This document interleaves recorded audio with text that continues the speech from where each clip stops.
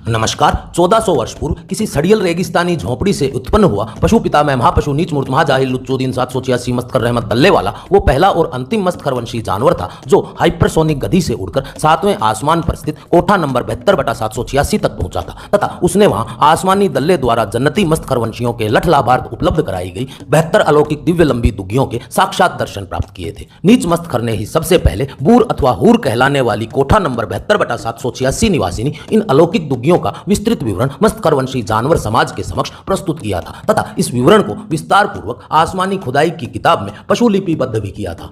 आज नीच मस्तखर द्वारा उतारी गई आसमानी खुदाई की किताब में वर्णित आसमानी कोठा नंबर 72/786 की इन 72 दुग्गियों के विवरण को रेवड़ राष्ट्र के आज के मजहबी विद्वान मूले मुलेनों के पशुमुख से सुनेंगे तथा मस्तखरवंशी खुदाई के इस आसमानी आयाम को समझने का प्रयास करेंगे।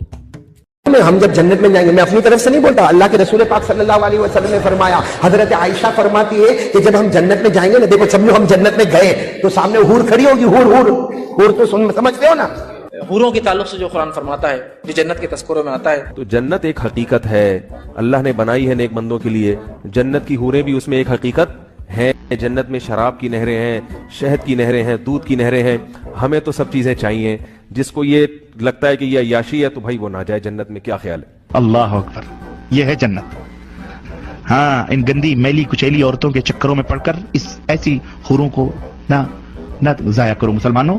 कोई मजाक की बात नहीं है ये हमारे नबी जो देख के आए हैं उनकी बात है जो मैं आपको बतला रहा। हाँ, ये जो हसीन और खूबसूरत हुरें मिलेंगी क्या सिर्फ चूमने और बगलों में बिठाने के लिए मिलेंगी? नहीं, आप उनसे हम बिस्तरी भी करेंगे, मजे लेंगे। यहाँ से कहीं ज्यादा लज्जत वहां हासिल होगी। पूरे इस कदर हयादार होंगी कि अपने शौहर के अलावा किसी दूसरे को आंख उठाकर भी कभी नहीं देखेंगी। ये हुरें सिर्फ देखने के लिए कोई शो पीस नहीं, शो केस में बैठ सजाने के लिए। जैसे चाहोगे इस्तेमाल करो, दबा के 100 मर्दों की कुव्वतें, और एक नहीं। अरे जनाब, एक तो जब पेट भर जाएगा तुम्हारा तो दूसरी, एक रिवायत में आता है, तुम्हारे कंधे पर आकर के हाथ रखेगी और तुम पलट के उसको देखोगे तो जो तुम्हारे नीचे है वो कहोगी इससे ज्यादा हसीन तो ये है।